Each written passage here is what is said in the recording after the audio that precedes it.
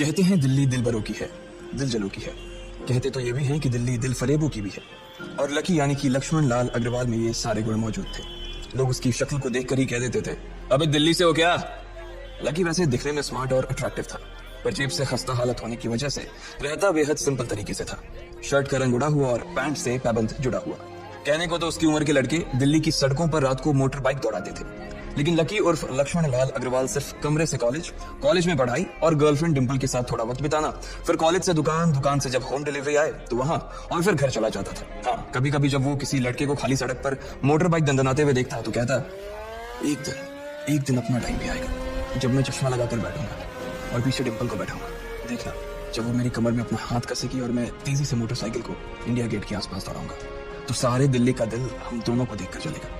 दुकान में रखा हुआ बर्नॉल भी काम नहीं आएगा। लकी ने कहा और अपने हाथ में बर्नॉल की क्रीम को दबा दिया। जैसे ही उसने क्रीम को दबाया, उस क्रीम बाहर आ गई। अबे गादे क्या कर रहा है? वो कोई स्पंज की गेंद है क्या जो उसे दबा रहा है? दुकान के मालिक ने उसे फटकारते हुए कहा और उसके सर पर एक चपत लगा दी। Sorry sir. लकी ने अपना सिर बचाते हुए कहा। वो खरोल बाग में स्थित एक छोटी सी मेडिकल स्टोर पर काम करता था। उसकी दुकान का नाम था चमन मेडिकल स्टोर और उसके ओनर का नाम था चमन लाल। लकी पिछले 5 साल से इन्हीं की दुकान पर काम कर रहा था। यहाँ इस छोटी सी शॉप पर काम करना उसकी मजबूरी थी। लाइफ में कंगाली की वजह से उसे कॉलेज में पढ़ाई पूरी करने के लिए पार्ट टाइम जॉब करना था। उसने कई अच्छी जगह अच्छी तनख्वाह की नौकरी ढूंढी पर नहीं मिली और वो इस मेडिकल स्टोर पर ही अटक गया। गधे, अब इसके पैसे की तेरा बाप भरेगा? कटेगा। इसका पैसा भी तेरी तनख्वाह से कटेगा और एमआरपी से डबल रेट में कटेगा। चमन ने अपने दांतों को किचमिचाते हुए कहा। गुस्से की वजह से उसकी नाक फूल गई थी और लकी की सांसें। उसने घबराते हुए ओनर से पूछा, एमआरपी से डबल क्यों सर जी? ताकि अगली बार से ऐसी कोई हरकत करने से पहले तू डबल बार सोचे। चमन ने कहा और उसके हाथ से ट्यूब छीन ली। उसका जी तो चाह रहा था कि वो लकी की खोपड़ी पर एक और बार अपना हाथ साफ कर ले, लेकिन उससे पहले ही दुकान का फोन बजने लगा। फोन की घंटी बजते ही लकी को वहां से निकलने का मौका मिल गया और वो भागते हुए फोन उठाने के लिए चला गया। हेलो जी, करोल बाग की बेस्ट मेडिकल चमन मेडिकल स्टोर से बोल रहा हूँ, बताइए क्या काम था? ये लकी की पेटेंट लाइन थी। चाहे कहीं से भी फोन आए, लेकिन उसे फोन पर बस यही बोलना था। जैसे ही इधर लकी ने अपनी बात कही, उधर से जवाब आया, मैं अप्रूविंग नाइट होटल के कमरा नंबर 303 से बात कर रहा हूँ। एक छोटा सा ऑर्डर है, नोट करो और जल्दी से ऑर्डर पर डिलीवर करवा दो। वो एक लड़के की आवाज थी। उसकी आवाज में काफी भारीपन और एक अजीब सी जल्दबाजी थी। जैसे ही लकी ने वो आवाज सुनी, पता नहीं क्यों उसे वो आवाज जानी पहचानी सी लगी। जी सर, बताइए आपका क्या ऑर्डर है? हाँ तो लिखो, हार्ट प्ले के 2 पैकेट और 1 पैकेट टिश्यू। लकी जो कि अपना पेन लेकर खड़ा था, हार्ट प्ले का नाम सुनते ही झिझक गया। असल में हार्ट प्ले नाम का एक कंडोम आता था और इसलिए उसका नाम सुनते ही लकी शर्मा गया था। इतने साल से भी मेडिकल की स्टोर पर काम करने के बाद उसे इन चीजों का नाम सुनने में शर्म आती थी। हेलो भाई, लिखा कि नहीं लिखा? उस आदमी ने फिर से लकी से पूछा। जी सर, लिख लिया। लकी ने खिसियाकर हंसते हुए कहा, लिख लिया तो फिर लेकर निकल। उस लड़के ने कहा। उसकी आवाज सुनकर ना जाने ऐसा क्यों लग रहा था कि वो बहुत बड़ा आदमी था। जी सर, लेकिन सर बाहर तो बारिश हो रही है, लकी ने कहा। उसने देखा कि बाहर बहुत तेज बारिश हो रही थी। उनकी दुकान के सामने पानी भर गया था और तेज हवाओं की वजह से चमन मेडिकल स्टोर का बोर्ड भी गिर गया था। लकी को लग रहा था कि वो इतनी तेज बारिश में अभी एकदम से तो नहीं निकल पाएगा, तो उसने उस लड़के को समझाते हुए कहा, सर मैं ऑर्डर तो ले आऊंगा पर थोड़ा टाइम लग जाएगा, बारिश थोड़ी थम जाए। अब इससे पहले कि वो कुछ आगे बोल पाता, फोन पर लड़का बोल पड़ा, तुम्हारे मालिक को पता है कि तुम मल्होत्रा जी के लड़के को मना कर रहे हो? हाँ पता है, बारिश हो रही है, इसलिए सारा सामान अच्छे से थैली में पैक करके लाना और लेट नहीं होना चाहिए, समझे? उस लड़के ने कहा और इससे पहले कि लकी आगे कुछ कह पाता, उसने फोन काट दिया।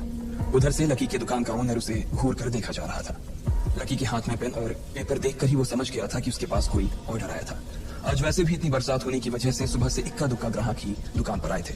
ऐसे में उसकी दुकान का मालिक एक भी ऑर्डर को छोड़ना नहीं चाहता था। वो लकी को देख रहा था और लकी बारिश की ओर देख रहा था। बारिश का बहाना नहीं चलेगा, जाना पड़ेगा, चमन लाल ने कहा। मैं बहाना नहीं कर रहा सर, थोड़ी बारिश धीमी हो जाए तो मैं चला जाऊंगा। अभी आप खुद ही देखिए कितनी तेज बारिश है। वो पता नहीं कोई मिस्टर मल्होत्रा का कोई बेटा कुछ ज्यादा ही जल्दी में था, मैं साइकिल से तो पहुंच नहीं पाऊंगा इतनी जल्दी। लकी ने उनकी ओर देखते हुए कहा, क्या कहा? मिस्टर मल्होत्रा जी का बेटा? तू मेरी दुकान बंद करवाएगा क्या?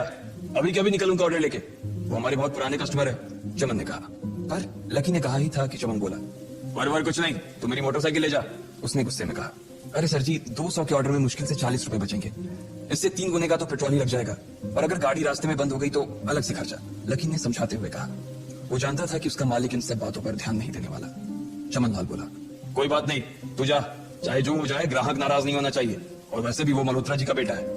चमन लाल ने मोटरसाइकिल की चाबी लकी की ओर उछालते हुए कहा। लकी ने चाबी ली। उसे देखकर उसके अंदर मिक्स फीलिंग आ गई। एक तो वो बहुत खुश हुआ कि बड़े दिनों बाद बाइक चलाने को मिलेगी, पर वहीं दूसरी तरफ दुखी इसलिए हुआ कि बाइक मिली भी तो ऐसी तेज बारिश में, अगर खराब हो गई तो इसकी चपत भी उसके सिर पर ही पड़ेगी। वो मुंह लटकाकर रेनकोट और हेलमेट पहनते हुए वहां से निकल गया। बाहर आकर बाइक को देखा तो लकी ने मन में सोचा, चलो ठीक है, जो होगा देखा जाएगा, कम से कम बाइक तो चलाने को मिल रही है। दरअसल लकी इतने साल काम करने के बाद भी अपने लिए एक मोटरसाइकिल नहीं ले पाया था। लकी की तनख्वाह ही इतनी भर थी कि सिर्फ उसके कमरे का किराया, उसकी साइकिल में डालने वाली हवा का खर्च, बिजली पानी का बिल और डिम्पल के साथ महीने में 1-2 बार बाहर खाने का खर्चा ही निकल पाता था। उसे डिम्पल की कही बात अक्सर याद आती थी, लकी अगर अगले 2 महीने में तूने बाइक नहीं खरीदी ना तो मैं तेरे से ब्रेकअप कर लूंगी, देखना। असल में डिम्पल को लकी के साथ बाइक पर घूमने की बड़ी तमन्ना थी। लकी की इस उजाड़ जिंदगी में एक वही तो थी जिसके लिए जिंदा रहने को उसका जी चाहता था। जब भी वो उससे बाइक की बात करती तो लकी डिम्पल की इस बात को हंस कर डाल देता था। वो अपने मन में इस बात को अच्छे से जानता था कि डिम्पल उससे बहुत प्यार करती थी और वो उसे कभी छोड़कर नहीं जा सकती थी। वो दोनों एक दूसरे में ऐसे घुले मिले थे जैसे बादल बरसात में घुल जाती है। लकी को डिम्पल बहुत पसंद थी और वो उसके लिए दुनिया जहां की खुशियां खरीद कर ला देना चाहता था। वो चाहता था कि एक दिन वो डिम्पल को प्लेन में बैठाए, लेकिन उसके ये सब ख्वाब इस कम तनख्वाह की नौकरी की वजह से कभी पूरे नहीं होने वाले थे। और आज उसके पास एक मौका था। वो डिम्पल को अपने साथ इस बारिश में राजपथ घुमाना चाहता था। वो उसे दिल्ली दिखाना चाहता था। चमन लाल को देने के लिए उसने पहले से ही बहाना सोच रखा था। बस जल्दी से वो ये डिलीवरी देकर सीधे डिम्पल के पास ही जाने वाला था। उसने होटल ब्लूमिंग नाइट के बाहर मोटर बाइक पार्क की और सीधे होटल के अंदर चला गया। लकी ने रिसेप्शन पर पहुंचकर नमस्ते करते हुए रिसेप्शनिस्ट को बोला, जी मैं चमन मेडिकल स्टोर से आया हूँ, रूम नंबर 303 का ऑर्डर था सर। रिसेप्शन पर खड़ा आदमी उसके हाथ में काली थैली को देखकर समझ गया था कि उसमें क्या था और वो मंद ही मंद मुस्कुराते हुए बोला, 3rd फ्लोर पर है, लिफ्ट से चले जाओ, रेनकोट यहीं उतार देना। जैसा उस आदमी ने कहा, लकी ने ठीक वैसा ही किया और लिफ्ट में चढ़ने की कुछ ही देर बाद वो 3रे माले पर पहुंच गया था। वो रूम नंबर 303 के बाहर पहुंचा और उसने डोरबेल बजाई। जैसे ही दरवाजा खुला, लकी ने थैली आगे बढ़ाते हुए कहा, नमस्ते, मैं चमन मेडिकल स्टोर से लकी आपका। इससे पहले कि लकी आगे कुछ कह पाता, उसकी आंखें फटी की फटी रह गई थी। उसने अपने सामने जो देखा उसके बाद उसे ऐसा लगा कि बंद छत के नीचे भी उसके ऊपर आसमान से आकर एक जोरदार बिजली गिर गई थी। उसके सामने एक लड़की खड़ी थी। वो लड़की और कोई नहीं बल्कि उसकी गर्लफ्रेंड डिम्पल ही थी। उसने एक पर्पल कलर का नाइट गाउन पहन रखा था। उसके काले घने बाल गीले थे और उसने उन्हें अपने कंधे पर डाला रखा था। उसकी खुशबू से ही ये चीज साफ पता चल रही थी कि वो अभी नहा कर आई थी। डिम्पल, तुम यहाँ क्या कर रही हो? लकी को अपनी आंखों पर विश्वास ही नहीं हो रहा था। उसने 2 बार अपनी पलकें झपका कर देखा, लेकिन दोनों बार ही उसे अपने सामने डिम्पल ही नजर आई। तुम यहाँ क्या मेरा पीछा करते हुए आए हो लकी? डिम्पल ने उल्टा उसी के ऊपर पलटवार करते हुए कहा। लकी को देखकर उसके दिल की धड़कन भी तेज हो गई थी। उसे उम्मीद नहीं थी कि लकी यहाँ आ जाएगा। उसने ना तो सुबह से उसे फोन किया था और ना ही उसके मैसेज का कोई जवाब दिया था। वो अपने मन में सोच कर बैठी थी कि वो अगले दिन खुद ही उससे मिलकर बोल देगी कि उसकी तबीयत खराब थी। डिम्पल को क्या हो गया, किससे बात कर रहा है? अचानक से एक जवान सा लड़का दरवाजे के पास आकर खड़ा हो गया था। उसने बनियान पहन रखी थी, लेकिन उसे पहचान गया था। सामने राहुल के बच्चे, तेरी हिम्मत कैसे हुई मेरी डिम्पल को हाथ लगाने की? लकी ने जैसे ही राहुल को देखा, उसकी तब बदलने वालों आग से लग गई थी। वो उसे इस वक्त इतना बुरा मारना चाहता था, इतना बुरा बोलना चाहता था, जिसकी कोई हद सीमा नहीं थी। लेकिन जिस कॉलेज में पढ़ता था राहुल और डिम्पल भी उसी में करते थे। वो कॉलेज राहुल के फादर का ही था। डिम्पल ने राहुल के पिता की एक कंपनी में जॉब पकड़ी थी। राहुल उस लड़के के साथ लाइन मारता था, लेकिन एक 2 बार डिम्पल को उससे दूर करने के लिए भी कहा, लेकिन डिम्पल ने उसे ये कहकर डाल दिया था कि वो सिर्फ अच्छी दोस्त है। आज भी इससे पहले कि वो आगे बढ़ता, डिम्पल उन दोनों के बीच आ गई। रुक जाओ, डिम्पल ने गुस्से में कहा और लकी के सीने पर हाथ रखकर उसे रोक दिया। लकी लंबी सांसें ले रहा था और कुछ ही सांसों के बाद उसका गुस्सा शांत हो गया। अब डिम्पल के पास भी छुपाने के लिए कुछ नहीं था, इसलिए उसने लकी से कहा, लकी आज से तुम्हारा और मेरा ब्रेकअप। लकी के पैरों के नीचे से जमीन खिसक गई थी। उसकी आंखें नम हो गई। लकी को उसकी बातों पर विश्वास नहीं हो रहा था। उसने डिम्पल की ओर देखा और बोला, डिम्पल हम पिछले 1 साल से दूसरे के साथ हैं और तुम अपनी मुझसे ब्रेकअप करना चाहती हो। अरे मैं तो तुम्हें नई बाइक लेकर गया था। चल गाना कर, आज ही याद आई है तुझे बाइक की। अरे तेरे पास मुझे बाहर घुमाने के लिए, खिलाने पिलाने के लिए पैसे तो नहीं, तो कहाँ से लेगा बाइक? अगर ये मिलेगा तो उसका पेट्रोल कहाँ से डलेगा? तेरी 8,000 रुपये महीने की नौकरी, उसे हो गई है सब। लोग हंसते हैं ऊपर चढ़ने से, उसकी तेरे साथ घूमती है। मैं ऐसी लाइफ नहीं जीना चाहती थी। मैं तेरी तरह गरीब नहीं रहना चाहती। तुमने मुझे फंसाया था, तुमने फंसाया था तुमने मुझे, इसलिए मैं राहुल से ऐसा करती था।